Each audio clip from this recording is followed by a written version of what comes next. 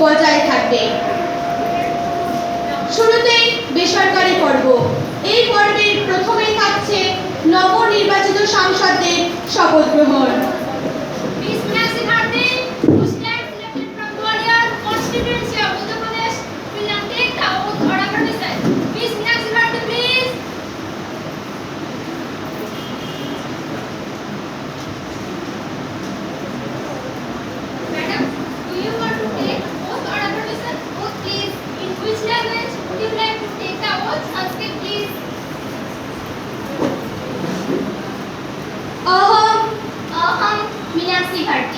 लोकसभाया सदस्यतेन निर्वाचितः निश्चयेन परमेश्वरस्य नाम्नां समेत शपथं गृह्णामि यत् अहं विधिद्वारा स्थापितस्य भारतस्य संविधानं प्रति शतश्रद्धां शतनिष्ठां च स्थापयामि।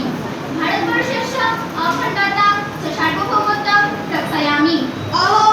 अहं यत् पदं गृह्णामि तत् सकर्तव्यानां श्रद्धायां श्रद्धान्तं करणेन पालयिष्यामि।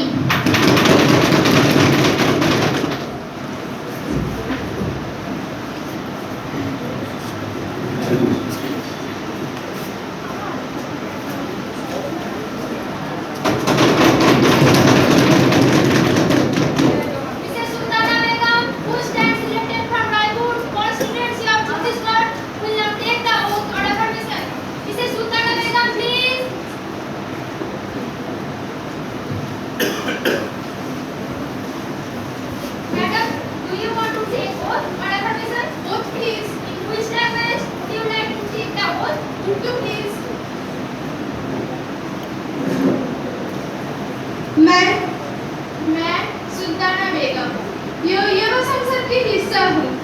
मैं खुदा की कसम लेती हूँ और वादा करती हूँ कि हिंदुस्तान के कानूनों व ज़वाबित की पाबंदी करूँगी और यहाँ के आवाम के लिए हमेशा एकता बनाए रखूँगी। यानी जिस ओहदे को मैं लेने जा रही हूँ उसके हुक्म को हमेशा अदा करूँगी।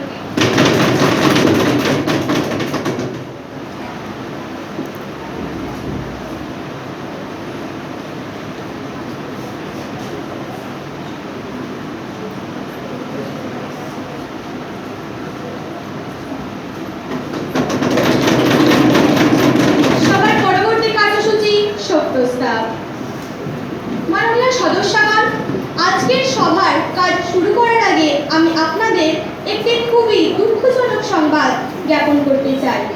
বিশিষ্ট সমাজসেবী এবং প্রাক্তন রাজ্যসভার সাংসদ পদ্মভূষণ শ্রী পবন কুমার ছেত্রী মহাশয় গত 2 সেপ্টেম্বর 2019 দিল্লিতে নিজ বাসভবনে হৃদরোগে আক্রান্ত হয়ে পরলোক গমন করেছেন। তিনি হিমাচল প্রদেশের এক প্রত্যন্ত গ্রামে জন্মগ্রহণ করেছিলেন এবং সেই গ্রাম্য পাহাড়ি পরিবেশেই তার বেড়ে ওঠা।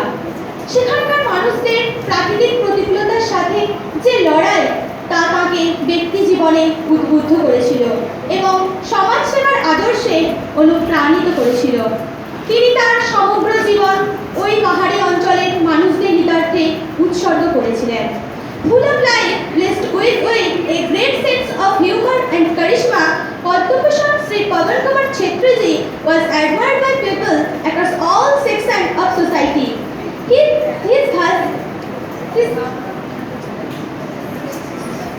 was having vast knowledge about Indian history, Indian culture and literature. His passing away is very saddening. Honorable Prime Minister,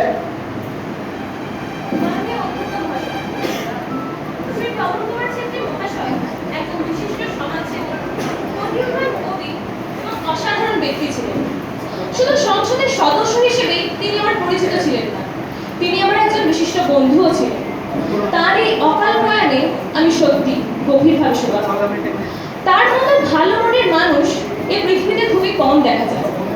দুর্গম পাহাড়ি অঞ্চলের জনজাতির জীবনে স্বাচ্ছন্দ্য এনে দিতে তিনি আমরণ পরিশ্রম করে গেছেন।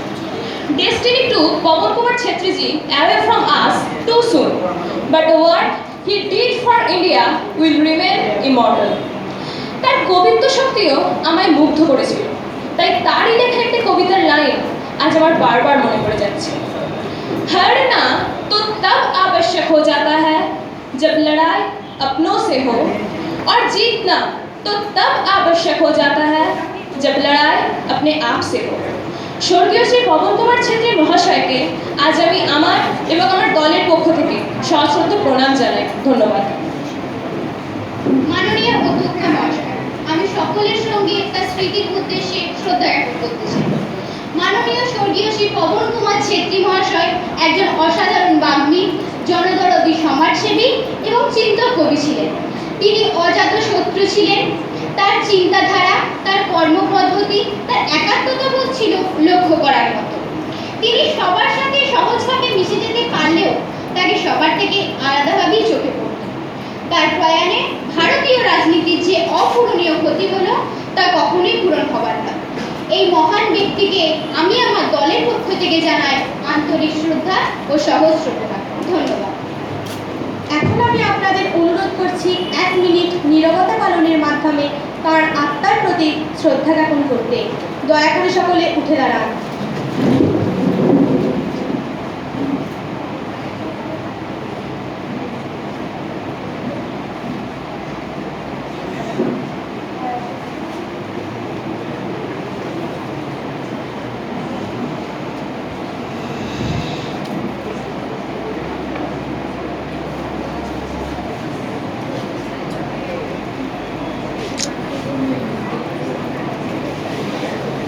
ধন্যবাদ। আমি সেক্রেটারি জেনারেল ম্যাডামকে অনুরোধ করছি আমাদের সকলের পক্ষ থেকে স্বর্গীয় পদ্মভূষণ শ্রী পবন কুমার ছেত্রী মহাশয়ের শোক সন্তপ্ত পরিবারের কাছে শোকবার্তা অবশ্যই পাঠিয়ে দেবেন।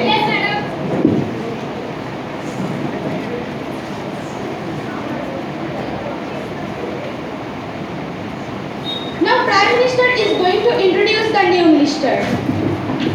Honorable Speaker, I am honored to introduce our new Jal Shakti Minister, Ms. Subha Lakshmi Iyer.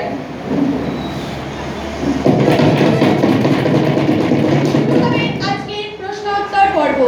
প্রশ্নোত্তর পর্বে গৃহীত প্রথম তারকাচকিত প্রশ্নটি জমা দিয়েছেন বিরোধী পক্ষের সাংসদ শ্রীমতী অঞ্জনা ভটনাগর।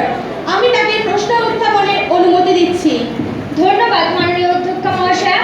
মানব সম্পদ উন্নয়নের ভারপ্রাপ্ত মন্ত্রীর কাছে আমার প্রশ্ন, গত 2 বছর ধরে সরকার বিদ্যালয় স্তরে যে পাস ফেল হতে ফিরিয়ে আনার কথা বলে চলেছে তা নিয়ে কি ব্যবস্থা নেওয়া হলো? আর সত্যি যদি পাস ফেল কোটা ফিরে আসে তাহলে গ্রেডেশনের পদ্ধতি তুলে দেওয়ার কথা সরকার ভাববে? ধন্যবাদ। Concern minister please. ধন্যবাদ মাননীয় অধ্যক্ষ মহাশয়। আমাদের সরকার বিদ্যালয়ের শিক্ষার ক্ষেত্রে নানান সমীক্ষা করে দেখেছে পূর্বতন সরকার 8 পর্যন্ত নো ডিটেনশন চালু করায় পাস ফেল কোটা তুলে দেওয়ায় শিক্ষার সার্বিক মান উন্নয়ন কমে যাচ্ছে। অনেক বিদ্যার্থী বিদ্যালয়ে শিক্ষা সম্পূর্ণ করার পরও তাদের কাম্য শিক্ষণ মাত্রার লক্ষ্যে পৌঁছতে পারছে না, কিংবা বলা যায় তারা সেভাবে কিছু শিখতেই পারছে না। দেখা যাচ্ছে যখন পাস ফেল কোটা ছিল তখন যারা 8 পাস করতো তাদের শিক্ষার যে মান তা এখনকার মাধ্যমিক স্তর পেরোনো স্টুডেন্টদের থেকে অনেক বেটার।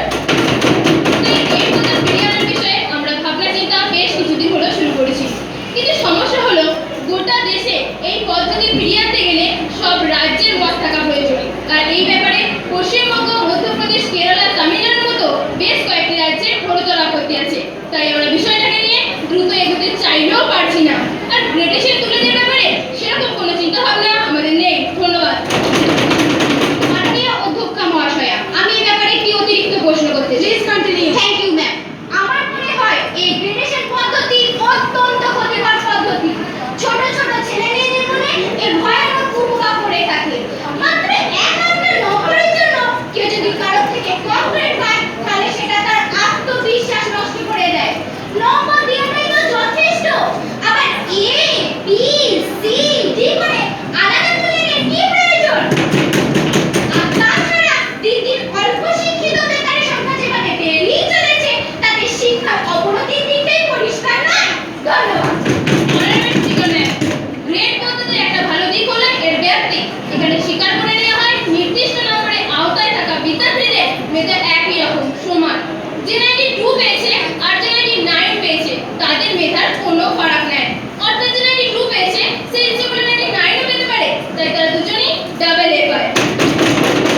এই ধরনের পজিটিভ চিন্তাধারার প্রতিফলন ছাত্রছাত্রীদের ভালো রেজাল্ট করার ইন্সপিরেশন যোগায় বলে আমার মনে হয়। এছাড়া ভোকেশনাল এডুকেশন আমরা 11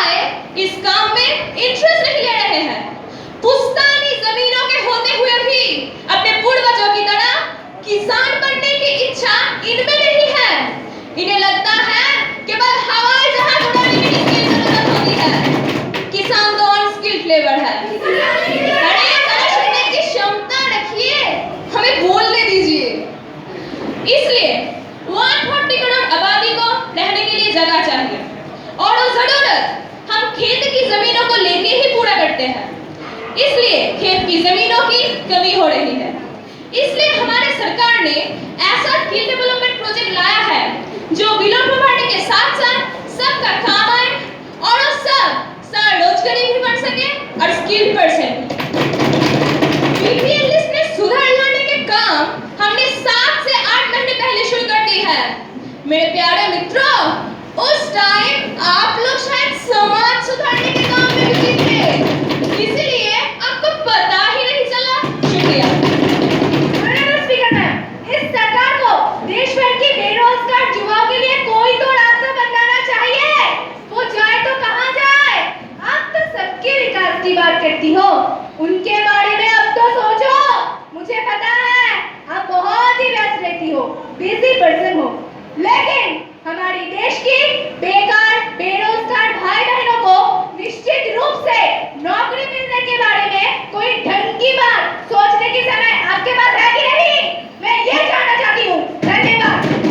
অনারেবল স্পিকার, আমাদের লক্ষ্য ভারত থেকে গরিবি হটানো এবং সবাইকে স্বনির্ভর করে তোলা।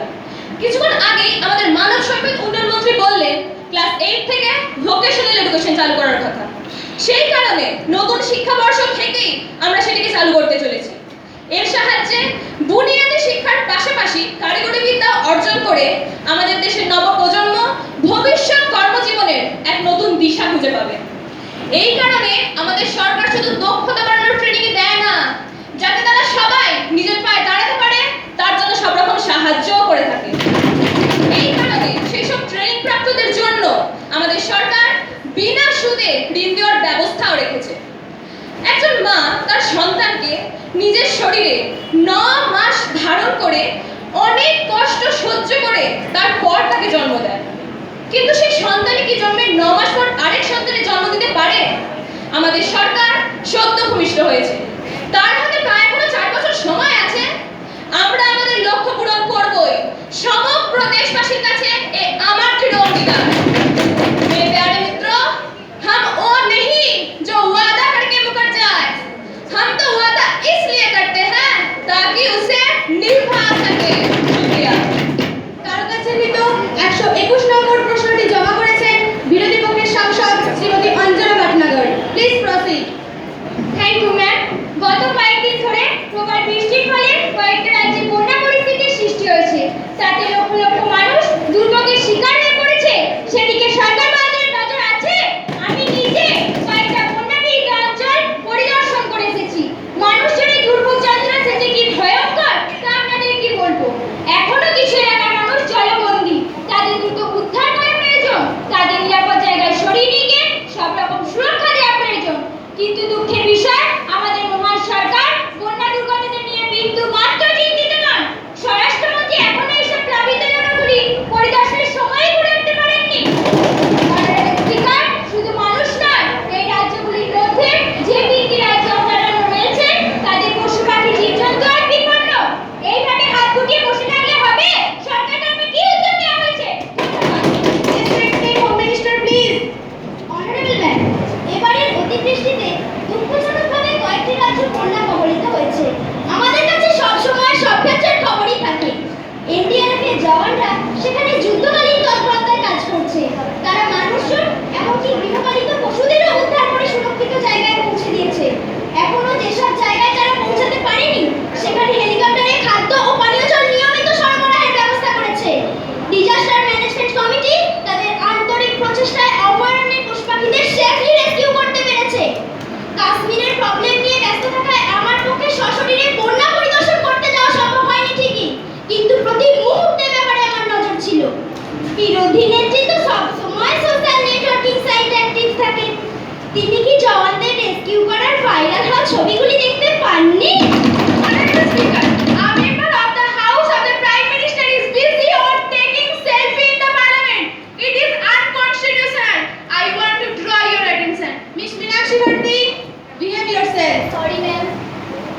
অনারেবল ম্যাম, আমাদের দেশের জওয়ানরা হাসতে হাসতে যুদ্ধক্ষেত্রে প্রাণ দিতে যেমন পারে, তেমনি সব বিপদ বাধা তুচ্ছ করে লক্ষ লক্ষ মানুষদের প্রাণ বাঁচাতেও পারে। I salute them. They are really superman. Friends, don't blame them. आओ झुककर सलाम करें उनको, जिनके हिस्से में ये मौका आता है। खुशनसीब होता है वो खून जो देश के काम आता है। Honorable Speaker, আমি ব্যাপারে একটি অতিরিক্ত প্রশ্ন করতে চাই। Please continue. Thank you ma'am. আমি জানতে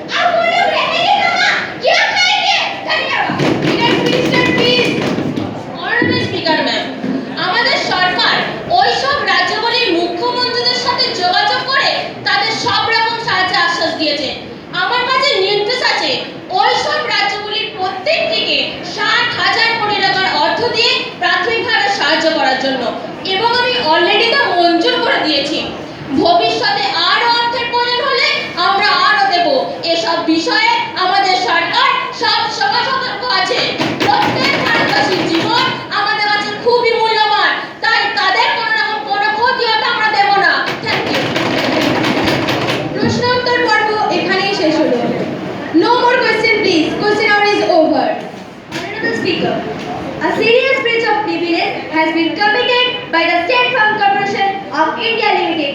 Without any valid reason, they are dismissing their workers. The company has dishonest motives. I am requesting you to allow me to raise a question on that matter now. Is it so? Have you given the notice of it earlier? No, madam, please allow me. Please allow me. You can't spring a surprise on me like this. Please, Priti Saminathan, give the notice and I shall consider it. Thank you, madam. No papers to be laid. Miss Meenakshi Bharti, please. Respected Madam, I beg to lay on the table a copy of the following paper, Hindi and English version of the bill of the Criminal Law 2018, which amends the IPC 1860 and POSCO Act 2012 to increase the minimum punishment for rape of young girls up to 20 years or life imprisonment. You are allowed. Thank you, ma'am. Miss Shubhalakshmi Iyer, please.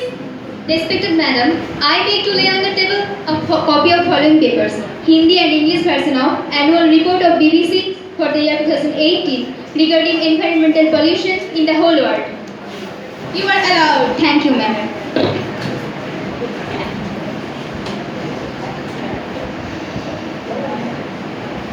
Now message from the upper chamber, Secretary General, please. Madam, I have to report the following message received from the Secretary of the Upper Chamber in accordance with the provisions of the Rules of Procedure and Conduct of Business in the Upper House. I am directed to enclose a copy of Article Amendment Bill 2009, which has been passed by the Upper House at its sitting on 25 July 2019. Secretary, to lay on the table a copy of the bill as passed by the upper chamber. Yes, Madam, I lay it on the table.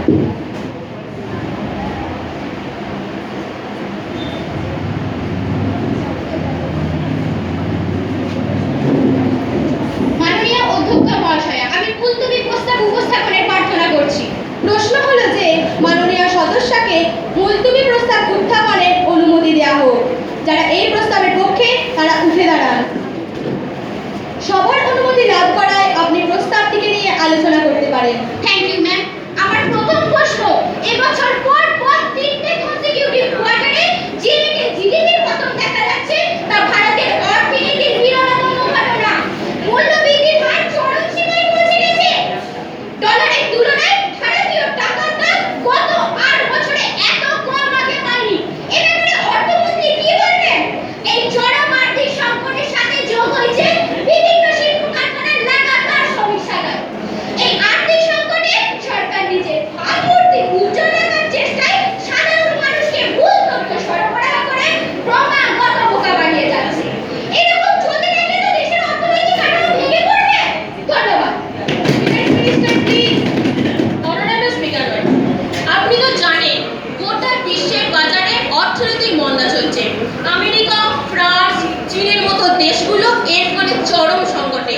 তাদের তুলনায় আমাদের দেশের অর্থনৈতিক অবস্থা যথেষ্ট ভালো। আর এই মন্দার মোকাবিলায় আমরা ইতিমধ্যে কোমর বেঁধে লেগে পড়েছি, কারণ আর্থিক সংস্কারই আমাদের সরকারের প্রধান লক্ষ্য। তাই ছোটখাটো বিনিয়োগকারীদের সারচার্জের বোঝা কমিয়ে দেওয়া হয়েছে। স্টার্টআপ বিজনেসের ক্ষেত্রে বিপুল কর ছাড় দেওয়া হয়েছে, যাতে সাধারণ মানুষ কম সুদে তাদের ঋণ পেতে পারে। আর ব্যাংকগুলোর সাথে বসে লোন দেওয়ার প্রসেস সরল করার চেষ্টা করা হয়েছে। আর আমদানি রপ্তানির ক্ষেত্রে কিছু নিয়মকানুন শিথিল করা হয়েছে। আরবিআইকে রিকোয়েস্ট করা হয়েছে যাতে তাদের উদ্বৃত্ত অর্থে কিছুটা আমাদের দেয়। এর নির্ফল বাজারে অনেকটা লগ্নি বাড়াবে বলে আমার মনে হয়। আর কয়েকদিন আগে ডাইরেক্ট ট্যাক্সের ব্যাপারে যে পরিবর্তন এনেছিলাম তার সুফল হতে শুরু করেছে। সেই জন্যেই এই মন্দার বাজারেও আমরা অনেকটাই স্বস্তিতে আছি। ধন্যবাদ। এইভাবে নিয়ম কানুন পাল্টে যে নতুন পদ্ধতিতে মাননীয় অর্থমন্ত্রী অর্থনৈতিক ব্যবস্থায় পরিবর্তন আনার কথা ভাবছেন, বাস্তবে তার সুবিধা পেতে অনেক সময় লেগে যাবে। তার আগেই তো দেশের আর্থিক বৃদ্ধি একেবারে তলানিতে চলে যাবে। It's no use crying of Mrs Sultana Begum, look at the chair. Yes ma'am, এখনই এই অবস্থা সামাল দিতে না পারলে ভারতীয় অর্থনীতি ধ্বংস হয়ে যাবে। দেশটাকে নিয়ে এইভাবে ছিনিমিনি খেলার মানেটা কি? Don't you know must teach in Times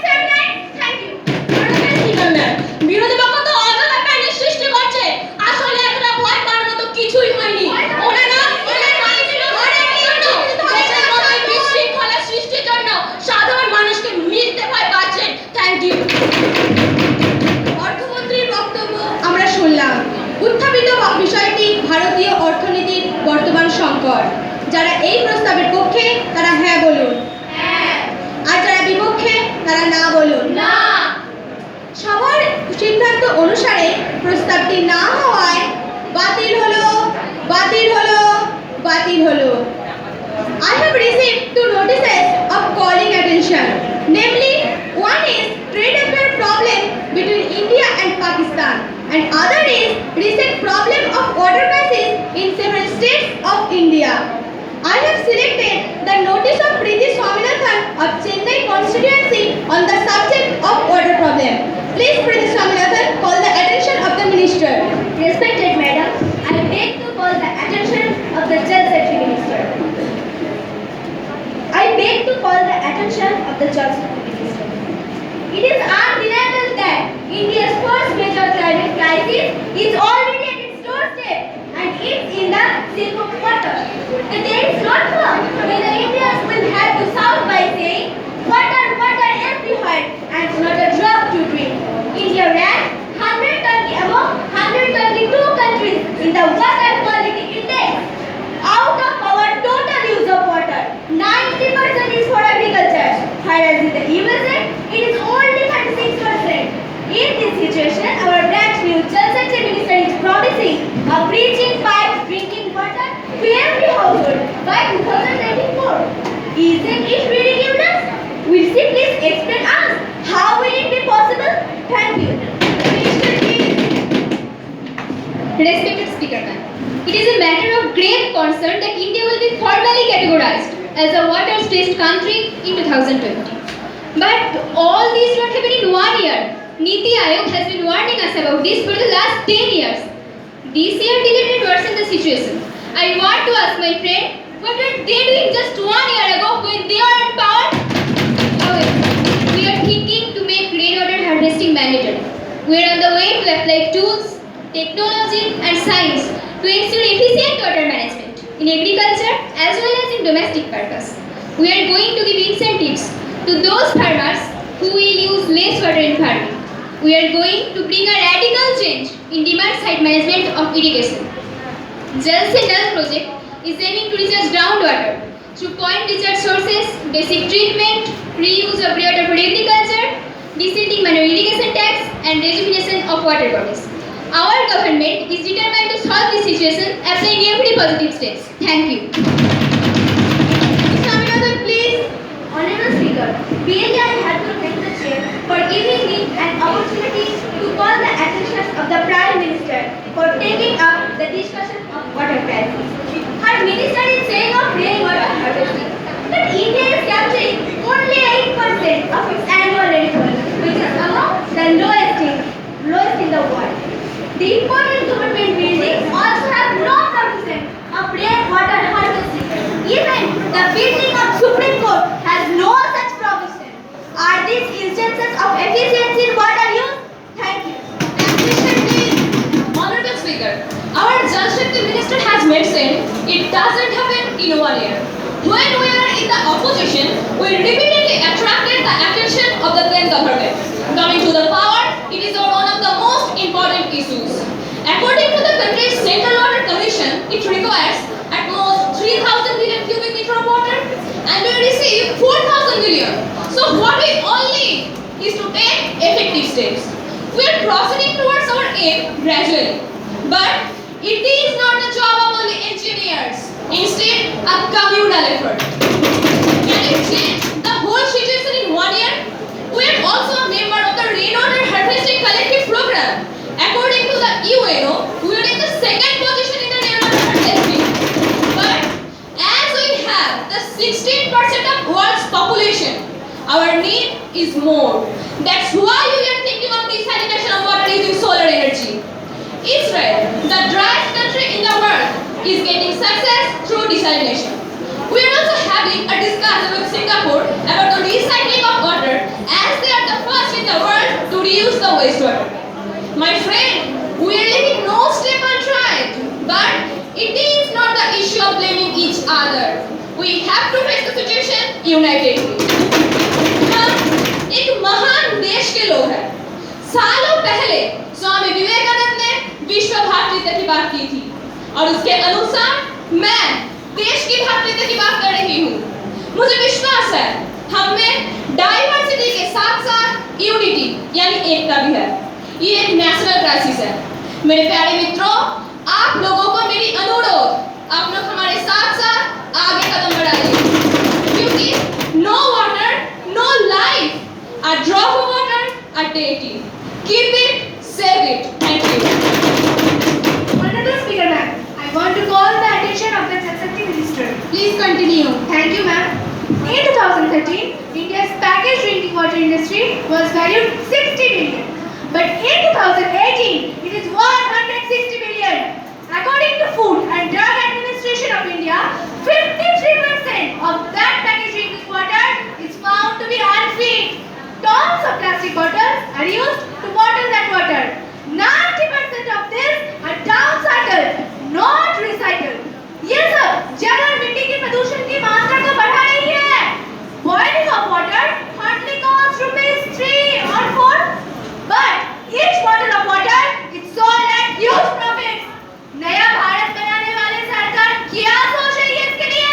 धन्यवाद. The minister, please. Honorable Speaker, I think my friend has forgotten that water is a state subject. The 17th entry in the state list. Who gives permission to use packaged drinking water companies? They are doing their business illegally under the state government. My friend is speaking of pollution